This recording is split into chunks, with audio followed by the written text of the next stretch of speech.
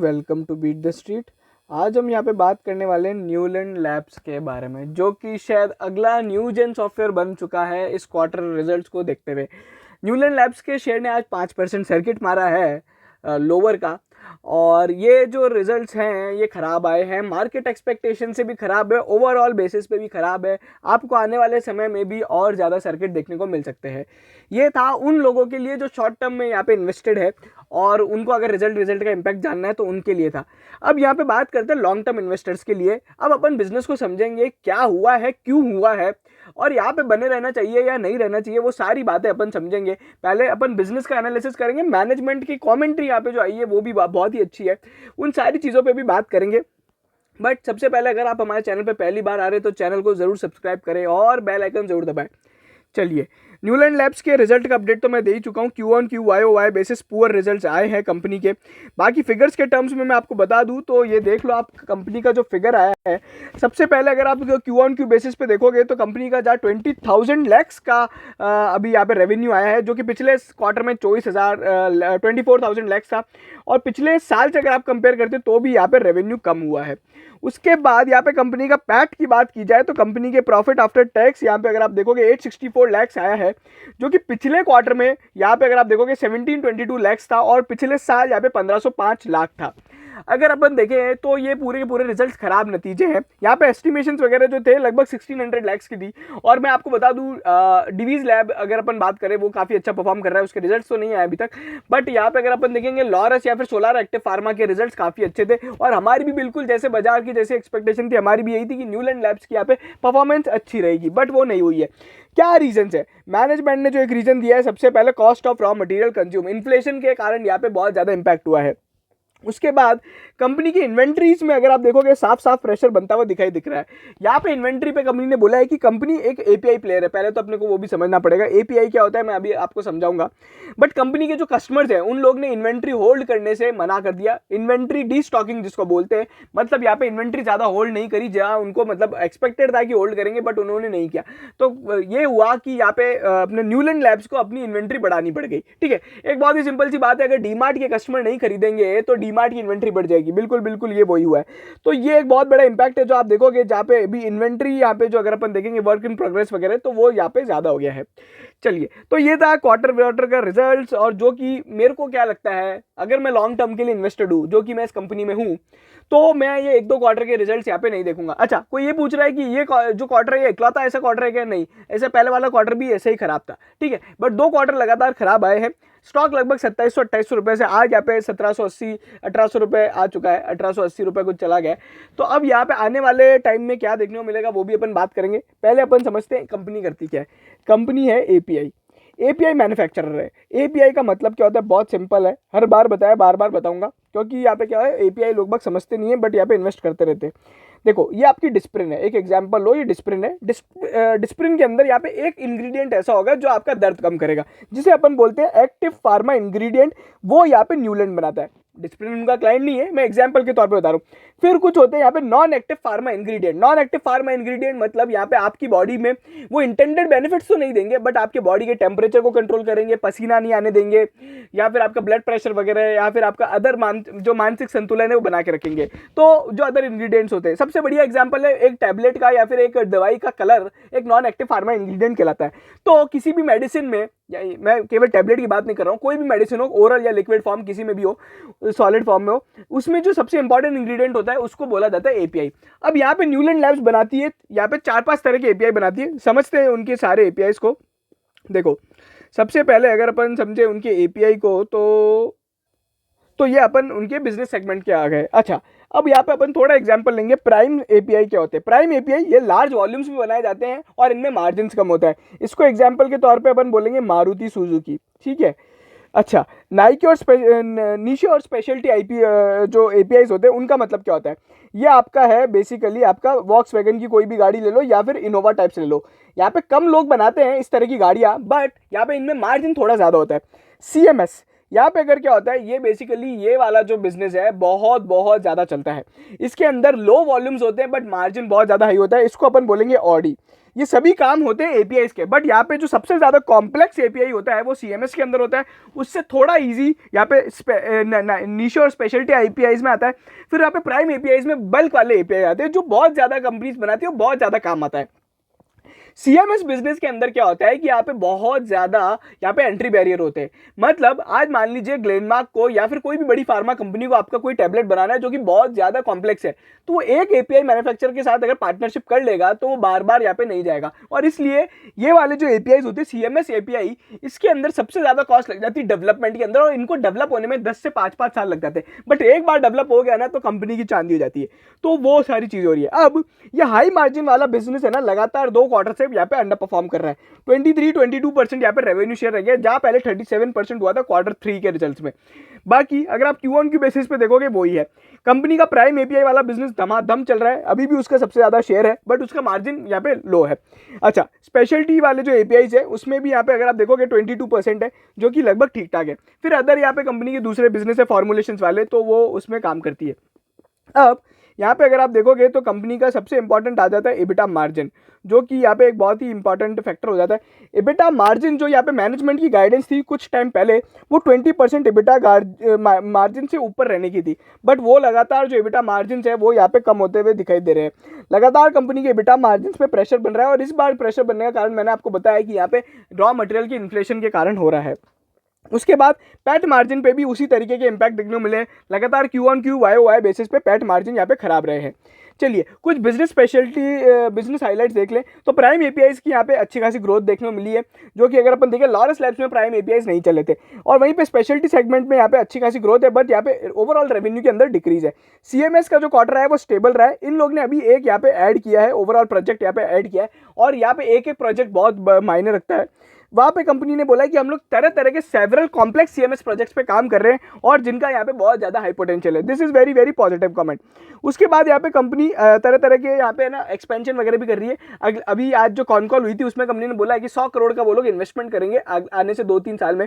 अगर Laurus labs से compare किया जाए तो लॉरस लैब्स का 700 करोड़ का पिछले साल का यहाँ पे एक्सपेंशन है कैपेक्स का, और इस साल जो आने 2-3 साल में वो 1200-1300 करोड़ करने वाले। तो लॉरस से तो यहाँ पे ये कंपनी वीक है एज कम्पेयर टू वैल्यूएशन के टर्म्स में भी। अच्छा, बाकी अगर आप देखोगे कंपनी के एबिटा मार्जिन क्यों खराब हुए हैं, मैंने आपको बताया था रॉ मटेरियल, और दूसरा यहाँ पे certain upfront cost in certain projects. अच्छा, अपफ्रंट कॉस्ट क्या होती है? मान लीजिए कंपनी ने क्या किया है कि आने वाले कुछ यहाँ पे प्रोजेक्ट्स के लिए कुछ कॉस्ट इन लोग ने पहले ही यहाँ पे इनकर कर लिया और उनको अभी इंपैक्ट देखने मिल गया। तो बेसिकली फ्यूचर कॉस्ट को अभी कंपनी ने यहाँ पे बुक कर लिया है, तो वो यहाँ पे एक इंपैक्ट है। तो उसका भी एक रीजन है एबिटा मार्जिन खराब रहने का। बाकी inventory destocking at customer level, जो कि मैंने आपको समझाया था क्या होता है, और वहीं पे बिजनेस कॉम्प्लेक्सिटी लीडिंग टू यहाँ पे अनयूजुअल रेवेन्यू।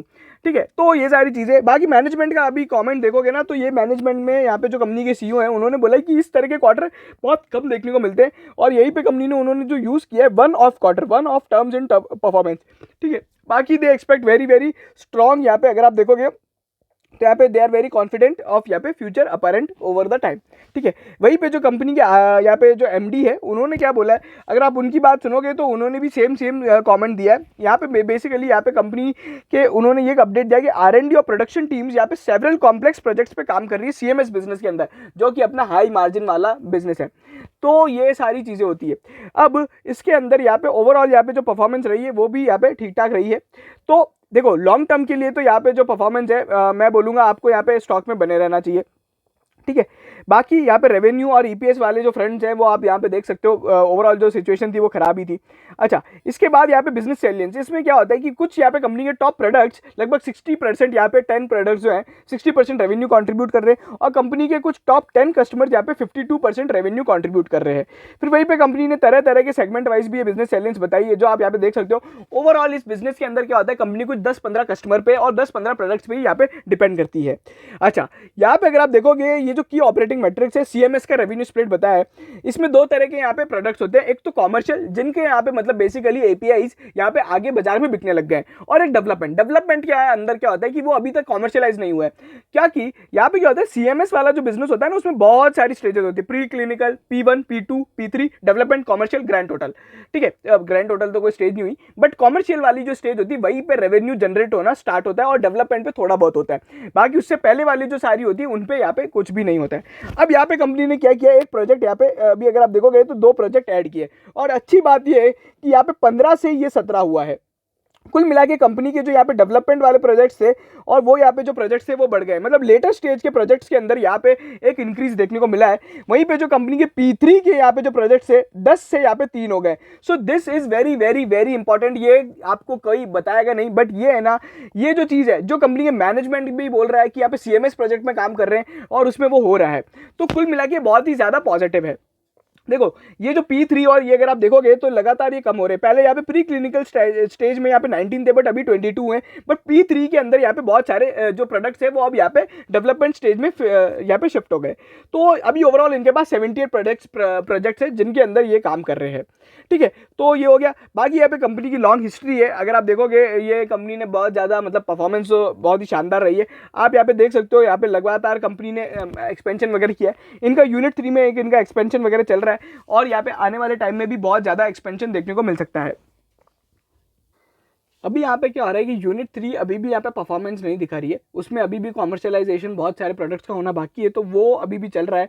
तो ओवरऑल यहाँ पे आप कैपेसिटी देख सकते हो, इसमें थोड़ी बहुत कैपेसिटी एक्सपेंशन चल रही है। फिर कंपनी की R&D फैसिलिटी है जो कि हैदराबाद के अंदर है, और यहाँ पे अगर आप देखोगे तो कंपनी को लगातार 898 फाइलिंग्स कंपनी ने अभी तक करी है। ये बेसिकली ड्रग के लिए जो इनको एप्लीकेशन फाइल करनी होती है वो होती है। आज जो मैनेजमेंट का कॉन कॉल है उसमें लगभग कंपनी ने FY22 का जो टारगेट रखा है 6 से 8 यहाँ पे नए प्रोडक्ट्स के लिए ये लोग एप्लीकेशन फाइल करेंगे। सबसे ज़्यादा इनका जो रेवेन्यू आता है 38% अगर आप देखोगे नॉर्थ अमेरिका से आता है, और यूरोप से 36% आता है, इंडिया से 6% आता है। बाकी यहाँ पे अगर आप देखोगे कंपनी के कुछ यहाँ पे BD ऑफिस है जो कि न्यूयॉर्क और बेसिकली जापान के अंदर है। बाकी अगर आप देखोगे पहले यहाँ पे जो न्यूलैंड का यहाँ पे बताया कि कैसे कैसे यहाँ पे अभी हो गया है। अभी इनका ओवरऑल एक्सपोर्ट रेवेन्यू 75% है। रेगुलेटेड मार्केट जो कि मतलब बढ़िया मार्केट जो अपने होते हैं US यूरोप वाले, उससे 93% रेवेन्यू आता है। बाकी कुछ टाइम पहले अगर अपन देखेंगे तो इनका legacy business generic drug substance बनाने का था, और यहाँ पे CMS का काम करते थे, और अभी धीरे धीरे कंपनी अपने आगे बिजनेस को बढ़ा रही है। चलिए फिर यहाँ पे कुछ बिजनेस अपडेट है। वे फॉरवर्ड स्ट्रेटेजी क्या है। एक तो कंपनी ने बोला कि हम लोग कुछ ऐसे मॉलिक्यूल्स को टारगेट कर रहे हैं जो लेटर स्टेज पे होंगे, और कंपनी की कॉन कॉल में भी यही चीज़ बोली गई है कि हमारे कुछ मॉलिक्यूल्स अभी अंडर डेवलपमेंट में जो आने वाले टाइम में बहुत ज़्यादा अच्छा परफॉर्मेंस करके दे सकते हैं। उसके बाद यहाँ पे GDS का ये अपडेट है जो आप देख सकते हो, बट ओवरऑल यहाँ पे कुछ खास नहीं है। फिनेंशियल्स के बारे में अपन बात कर चुके हैं। अगर आप देखोगे तो डेप्ट भी यहाँ पे थोड़ी बहुत बढ़ गई है। 172 अगर आप देखोगे करोड़ की यहाँ पे डेप्ट हो गई है। करंट रेशो, ROC, ROE, अगर आप ये सारी जो चीज़ें देखते हो तो ये सभी यहाँ पे थोड़े थोड़े इंपैक्ट होते गए, बट डेप्ट टू इक्विटी यहाँ पे स्टेबल रहा है 0.22। बाकी कंपनी ने बताया कि किस तरह के यहाँ पे ओवरऑल मैन्युफैक्चरिंग के यहाँ पे जो माइक्रो फैक्टर्स थे उनका क्या क्या इंपैक्ट रहा है, जिसमें से अपन देखिए क्रूड यहाँ पे अगर आप देखोगे ऑयल प्राइस के ज़्यादा से कारण यहाँ पे सॉल्वेंट की प्राइस है वो प्रॉब्लम आती है, और अभी यहाँ पे कंपनी ने ग्रीन केमिस्ट्री पे यहाँ पे काम करना चालू किया है ताकि वो सॉल्वेंट का अच्छे से यूज़ कर सके। फिर वहीं पे कंपनी के जो चाइना से रॉ मटेरियल डिपेंडेंस थी वो यहाँ पे धीरे धीरे कम करी है, अल्टरनेट इंडियन सप्लाईज ढूंढे हैं, और ये सब चीज़ें चल रही। तो कंपनी लगातार मतलब हर तरह के मैक्रो इकोनॉमिक फैक्टर्स को यहाँ पे डील कर पा रही है, बट आपको 2-3 क्वार्टर का बिल्कुल समय देना ही पड़ेगा। बाकी कंपनी क्या बोल रही है, यहाँ पे अभी रीअलाइनिंग करेगी यहाँ पे अपने रेवेन्यू पोर्टफोलियो को, फिर वहीं पे लॉन्ग टर्म यहाँ पे जो स्टैंडिंग है अपने कस्टमर के साथ वो और ज़्यादा डेवलप करेगी, कुछ नए बिजनेस में वापस नए मॉलिक्यूल्स नए प्रोडक्ट्स में यहाँ पे इन्वेस्ट करने वाली है, और यहाँ पे जो तरह तरह के मॉलिक्यूल्स बना रही है उसमें अभी भी परफॉर्मेंस देखने को बाकी है। देखो आप है ना इस बिजनेस को एज R&D समझो। देखो R&D बिजनेस में क्या होता है कि बेसिकली एक अगर क्वार्टर या 2 क्वार्टर अगर R&D सक्सेसफुल नहीं हुआ तो यहाँ पे इंपैक्ट होगा ही होगा, बट जब भी सक्सेसफुल हुआ कॉमर्शियलाइजेशन होगा तो उसका यहाँ पे इंपैक्ट आपको आगे देखने को मिलेगा ही मिलेगा। तो यहाँ पे पेशेंस ऐसा कि बाकी आप API मैन्युफैक्चरिंग कंपनीज को आप यहाँ पे छोड़ सकते हो। तो ये सारी चीजें ओवरऑल आई विल रिमेन यहाँ पे बुलिश, बट यहाँ पे शॉर्ट टर्म के लिए मैं बेयरिश हूँ। तो अगर आप पी टर्म्स ऑफ वैल्यूएशंस में देखोगे 32 का पी है, ROE ROC यहाँ पे खराब होता जा रहा है। EV टू EBITDA रेशो अगर आप देखोगे 16 का है। प्राइस टू बुक रेशो यहाँ पे 3 का है। Price to book ratio basically यहाँ पे कैसे कैलकुलेट किया गया, 613 इसकी बुक वैल्यू है, और यहाँ पे अभी जो करंट प्राइस है 1864 रुपये, तो उसको जब आप डिवाइड करोगे तो आपको प्राइस टू बुक रेशो आ जाएगा।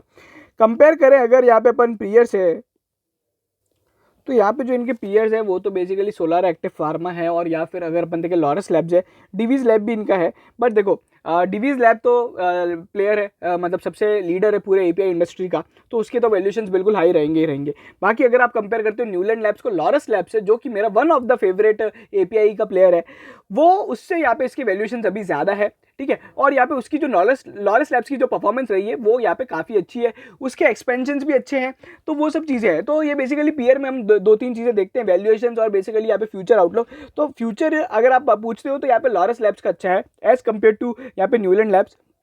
बाकी यहाँ पे प्रमोटर के यहाँ पे शेयर होल्डिंग पैटर्न में क्या चीज़ें हो रही है, देखो शेयर होल्डिंग पैटर्न में यहाँ पे कोई भी खास चेंज नहीं है। दिसंबर 20 से मार्च 21 में थोड़ा बहुत स्टेक बेचा था, बट यहाँ पे ओवरऑल यहाँ पे अगर आप देखोगे तो मार्च 21 और जून 21 के बीच में कोई भी चेंज नहीं है। एफआईआई और डीआईआई सब ने अपना स्टेक यहाँ पे कम किया है, तो ये सब चीज़ें होती रहती है। अब अपन आ जाते हैं एक बार टेक्निकल्स पे। अगर आप यहाँ पे टेक्निकल इंडिकेटर्स देखोगे लगभग सभी यहाँ पे सेल बता रहे हैं। अभी स्टॉक केवल अपने 200 ईएमए एसएमए के ऊपर चल रहा है। बाकी यहाँ पे अगर आप देखोगे सपोर्ट 1846 का है, और उसके बाद जो सीधा सपोर्ट है वो 1700 रुपये का है। वहीं पे रेजिस्टेंस अगर अपन बात करें 2200 और 2400 रुपये का रेजिस्टेंस है, जो कि मेरे को नहीं लगता रेजिस्टेंस तो अभी टूटेगा। सपोर्ट पे यहाँ पे बात आ जाती है, मेरे को क्या लग रहा है इतने खराब रिजल्ट के कारण यहाँ पे एक और सर्किट देखने को मिल सकता है, ऑब्वियस सी बात है। और ये न्यूलैंड लैब्स में पहले भी देखा गया है, लास्ट टाइम भी जब रिजल्ट आए थे तो थोड़ा बहुत गिरा था।